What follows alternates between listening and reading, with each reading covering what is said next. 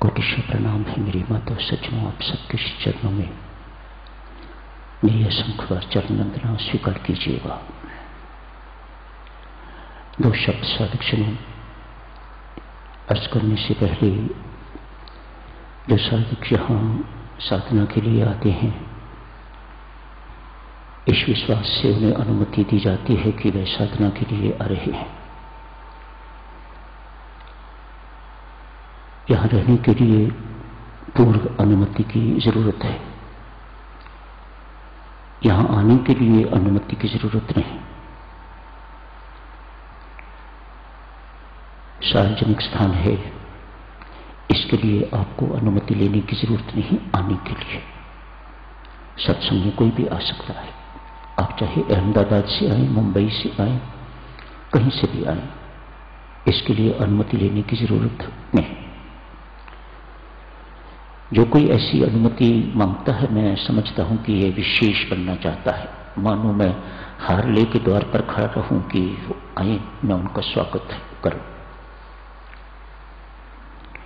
मेरी बातों को मत और सच में बुरा नहीं मानिएगा। आप सबका हित इसमें है, इसलिए कही जा रही है।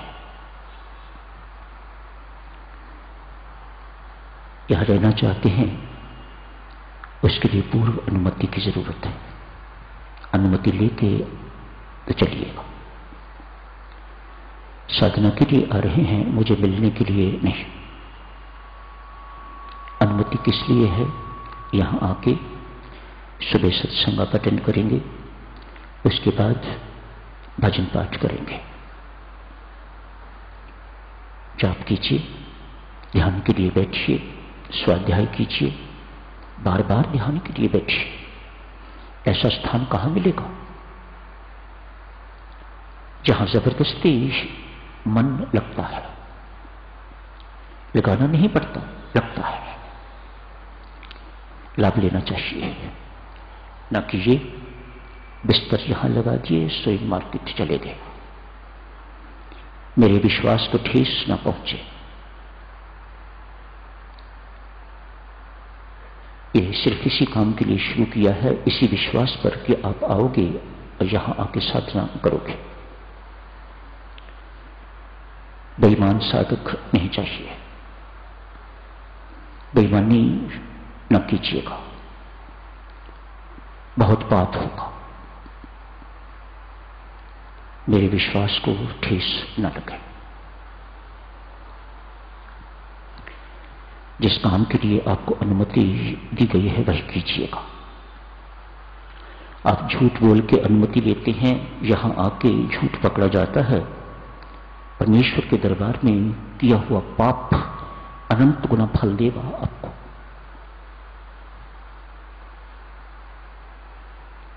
पाप तो बेशक छोटा, लेकिन यहां आके किया हुआ बहुत बड़ा हो जाता है। अतएव सावधान रहिएगा। हर दूसरे दिन तीसरे दिन यहां आ जाना मानो जैसे कि रेल का पास बना लिया हो, यह भी शोभा नहीं देता। ध्यान देना चाहिए इन बातों का दूसरों पर क्या असर पड़ेगा। आप ही की पत्नी लिखती है, क्या श्री राम शर्मा की ये शिक्षा है? मैं क्या जवाब दूं?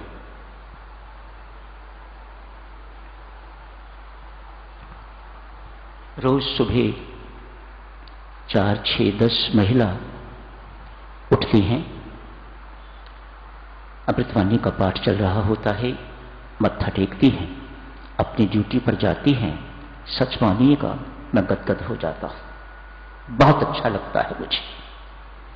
यहां की ड्यूटी भी निभाई है और अब अपनी ड्यूटी जो परमात्मा ने दी हुई है उसे निभाने के लिए जा रहे हैं। मैं ऐसे साधकों को भी जानता हूं जो अमृतवाणी का पाठ यहां पूर्ण करके उसके बाद अपनी ड्यूटी पर स्कूल या कॉलेज में जाया करते थे। ये बातें बहुत अच्छी लगती हैं। ये बातें मर्यादा में मर्यादित बातें हैं। ऐसा साधक को होना चाहिए, न कि ये अपने घर वालों का, अपने कर्तव्यों का तिरस्कार करके आके यहां बैठा रहे मुझे ही अच्छा नहीं लगता तो मैं सच कहता हूं, वह परमात्मा को भी अच्छा कभी नहीं लगेगा। मेहरबानी करके इन सब बातों का साधक ध्यान रखिएगा। झूठ वह भी मेरे साथ, झूठ कपट बेईमानी वह भी राम दरबार में आके, मेरे गुरुजनों के दरबार में आके। कुछ साधकों को मैं बुलाता हूं, आप मेहरबानी करके मुझे दिल्ली मिल लीजिएगा। इसके लिए आपको अनुमति लेने की जरूरत नहीं, मैं रोज मिलता हूं। पर जिनको बुलाया हुआ होता है, पर ज्यादा तो बिन बुलाए वाले ही होते हैं। मैं शिकायतें नहीं कर रहा प्रिय सज्जन, मैं आपको उससे परिचित करवा रहा हूं जो मेरे साथ बीतती है। कल का सीन देखने वाला था। ये शोभनीय है या शर्मनाक, मैं फैसला नहीं करता, आप पर है ये फैसला। किस लिए मिल रहे हैं? घर में थोड़ी चेंजेस करी हैं, मानो मैं इसका रिकॉर्ड रखूं। आपने घर में चेंजेस करी हैं, हम नए घर में शिफ्ट तो कर गए हैं, लेकिन काम धंधा अभी बहुत अच्छा नहीं है। नया घर कैसे ले लिया है आपने? काम धंधा अच्छा नहीं है तो नया घर आपने कैसे परचेज कर लिया है? मानो यहां आके मुझे मिलने वाला व्यक्ति यही चाहता है कि उसके अंदर कोई ना कोई भौतिक चाह है, कामना है, जो पूरी करना चाहता है, करवाना चाहता है, इत्यादि इत्यादि। ये सत्संग का लाभ तो ना हुआ। सत्संग का लाभ तो ये है ना, यहां आके आपकी भौतिक कामनाएं मिट जाएं, खत्म हो जाएं, तो ये सत्संगति का लाभ है, ये संत के पास जाने का लाभ है, ये श्री राम शरणम जाने का लाभ है। कामना पूर्ति आप जितनी करवाते जाओगे सज्जनों, जितनी कामना पूर्ति होती जाएगी उतनी और की चाह भी बढ़ती जाएगी। मैं फिर अर्ज कर रहा हूं, जो बातें आपकी सेवा में अर्ज की जा रही हैं उन्हीं में आपका हित है, इसलिए आज ये सब अर्ज करी जा रही है। कामना की पूर्ति चूंकि स्वयं नहीं हो सकती, इसलिए आप श्री राम शरणम आते हैं कामना पूर्ति करवाने के लिए। यहां से कामना पूर्ति नहीं होती तो अनेक स्थान और ढूंढते हैं आप, इसी को भटकना कहा जाता है। चलिए, आपकी कामना पूर्ण हो गई।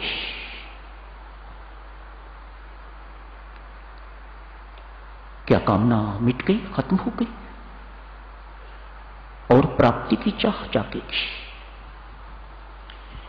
कामना शब्द, चाह शब्द साधकजनों इतना बुरा है, इसकी पूर्ति भी उतनी ही बुरी है जितनी की अपूर्ति। अपूर्ति होती है तो जो विघ्न बाधा प्रस्तुत करते हैं उन पर आदमी क्रोधित होता है, ऐसा गीता जी कहती,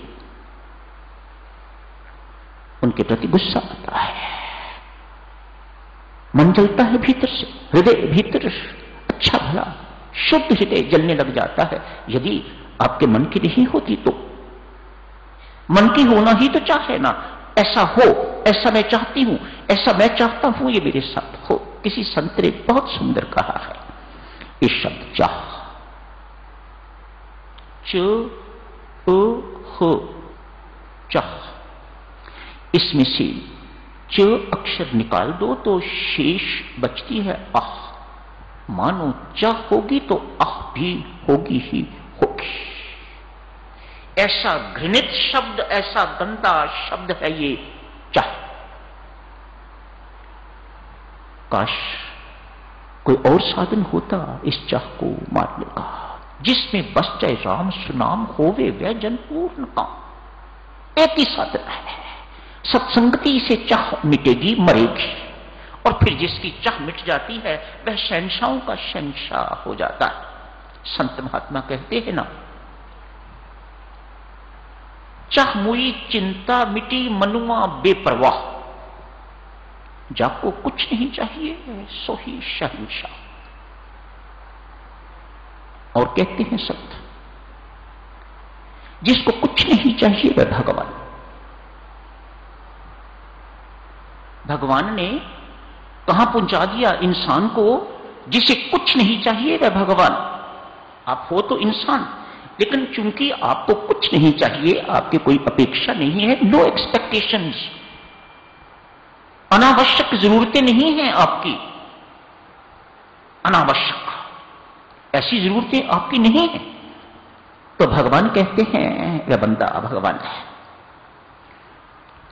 छुटपुट जरूरतें हैं, कुछ ना कुछ चाह आती रहती है, उमड़ती रहती है, तो भगवान कहते हैं ये इंसान है।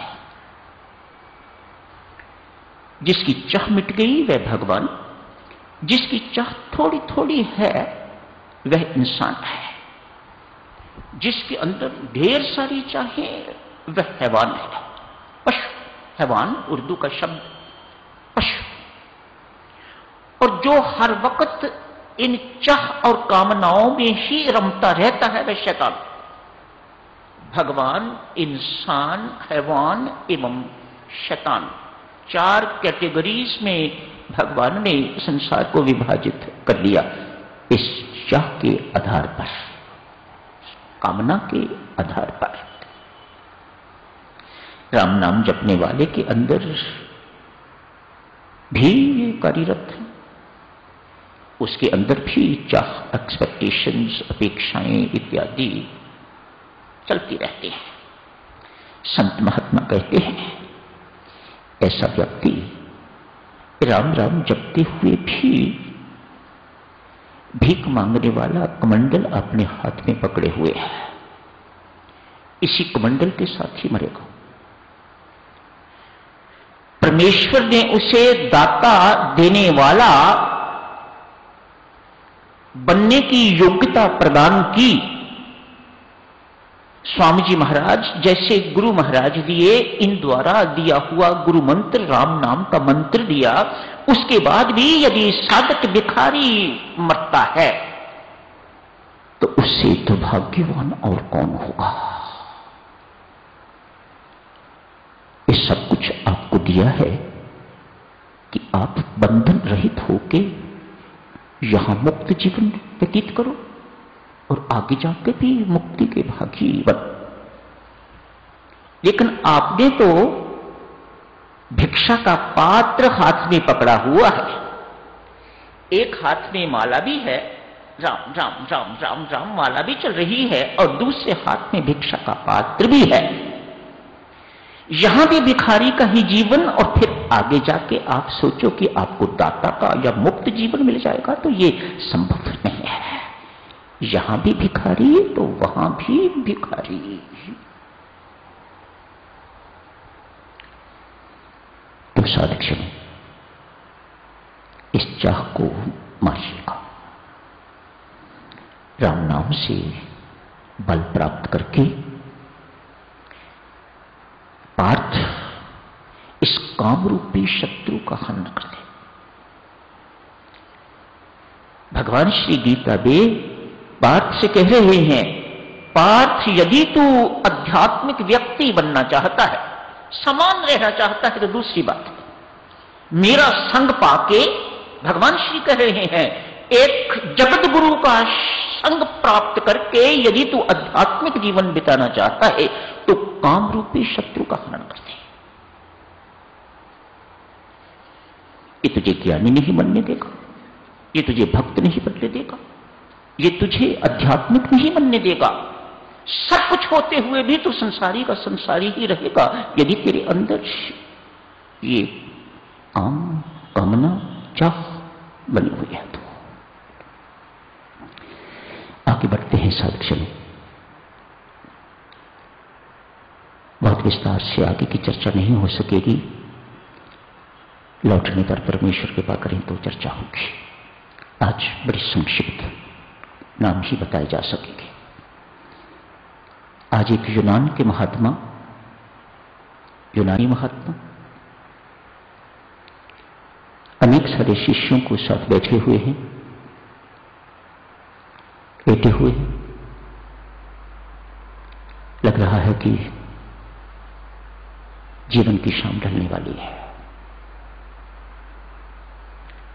जीवन रूपी सूर्य अस्त होने वाला है। अतएव अपने शिष्यों को कहते हैं, बेटा अपनी जिंदगी की कमाई आपको बांटना चाहता हूं। साथ नहीं जाते संत, बोझ दो। जीवन काल में कोई लेने वाला मिल जाए तो बहुत अच्छी बात है, ना मिले तो फिर लो, मैं कहां ये बोझ उठाता ले जाऊंगा, मेरा स्थान तो सुरक्षित है।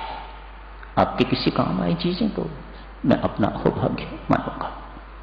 मेरे पास कुछ रतन है, मैं देना चाहता हूं, ले लो। सर्वप्रथम कहावत एक क्षमा का रतन है, अनमोल रतन है। जिन रत्नों से आप परिचित हो, ये यूनान के महात्मा कहते हैं, उन रत्नों के मिलने से क्या होता है मुझे पता नहीं, पर ये रत्न यदि आप अपनी झोली में डाल लोगे तो आपका जीवन धन्य अति धन्य हो जाएगा, दिव्य हो जाएगा। आपको परमात्मा की प्राप्ति, परमानंद की प्राप्ति, परम शांति की प्राप्ति होके रहेगी। क्षमा, पहला रत्न क्षमा का रत्न। किसी ने बुरा किया है तो भूल जाइएगा। क्षमा की परिभाषा देखिएगा, साधारण परिभाषा है, थोड़ी अलग है।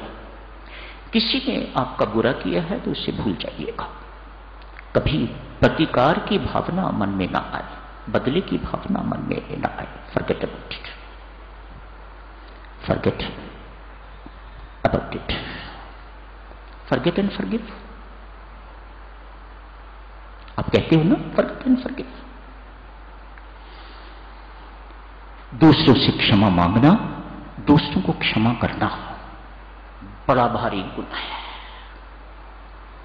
आप दूसरों को क्षमा करना नहीं जानते तो परमात्मा से किस मुंह से अपने लिए क्षमा मांगोगे? परमात्मा प्रश्न करते हैं। अतएव दूसरों को क्षमा करना सीखो, तो फिर अपने अपराध मेरे से क्षमा करवाओ।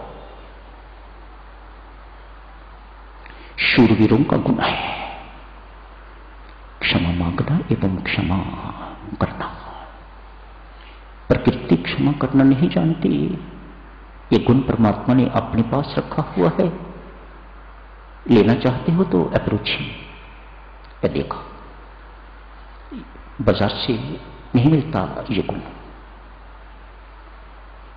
दूसरा रत्न है निर्भिमानता, निरअभिमानता,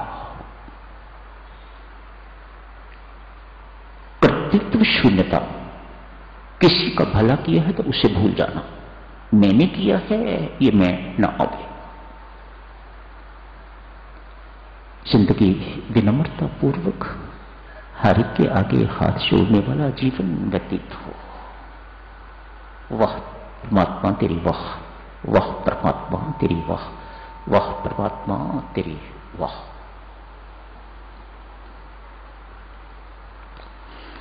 तीसरा रत्न वैराग्य। आया हूं तो जाऊंगा। कितने सुंदर सुंदर भजन सुने हैं। मेरा कुछ नहीं, सब कुछ परमात्मा का है। खाली हाथ ही आया था, खाली हाथ ही जाना है। गया हूं तो फिर लौट कर नहीं आना है। ये वैराग्य। इन रत्नों को बेटा संभाल के रखोगे।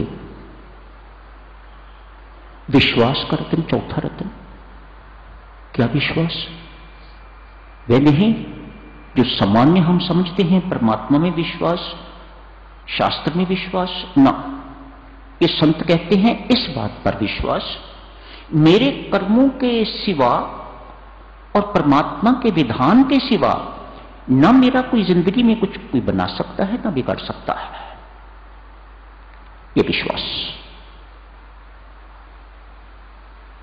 मेरे कर्मों के सिवा और परमात्मा के विधान के सिवा न ही मेरा कुछ कोई बना सकता है और न ही मेरा कुछ बिगाड़ सकता है। हां, निमित्त कोई भी बन सकता है। इस बात पर विश्वास होना चाहिए। साधक हाथ बांधे गुरु महाराज से कहते हैं, महाराज इतने अनमोल रत्न हम संभाल सकेंगे? कहते हैं एक और रत्न दे रहा हूं, वह रत्न इन रत्नों को संभालने का बल देगा, और वह है राम नाम। जीवन पूर्ण हो गया।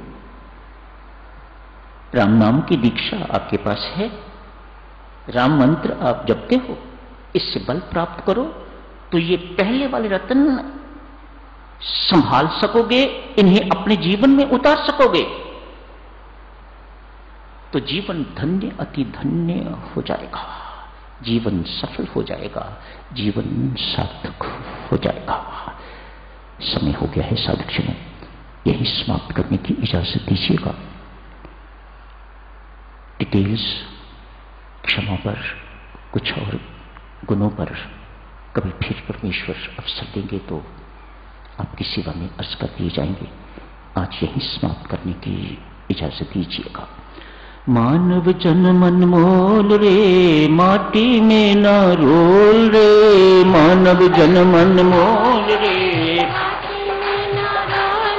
ए मानव जन्म अनमोल रे, माटी में ना रोल रे, मानव जन्म अनमोल रे, माटी में ना रोल रे, मानव जन्म अनमोल रे, माटी में ना रोल रे, मानव जन्म अनमोल रे, माटी में ना रोल रे। अब जो मिला है फिर न मिलेगा, राम राम बोल रे, अब जो मिला है फिर न मिलेगा, राम राम बोल रे, अब जो मिला है फिर न मिलेगा, राम राम बोल रे, अब जो मिला है फिर न मिलेगा, राम राम बोल रे। ओ मानव जन्म अनमोल रे, माटी में न रोल रे, मानव जन्म अनमोल रे, माटी में न रोल रे, ओ मानव जन्म अनमोल रे, माटी में न रोल रे, मानव जन्म अनमोल रे, माटी में न रोल रे। अब जो मिला है फिर न मिलेगा, राम राम बोल रे, अब जो मिला है फिर न मिलेगा, राम राम बोल रे, अब जो मिला है फिर न मिलेगा, राम राम बोल रे, अब जो मिला है फिर न मिलेगा, राम राम बोल रे। मानव जन्म अनमोल रे, माटी में न रोल रे, मानव जन्म अनमोल रे, माटी में न रोल रे, ओ मानव जन्म अनमोल रे, माटी में न रोल रे, मानव जन्म अनमोल रे, माटी में न रोल रे, मानव जन्म अनमोल रे, माटी में न रोल रे, मानव जन्म अनमोल रे, माटी में न रोल।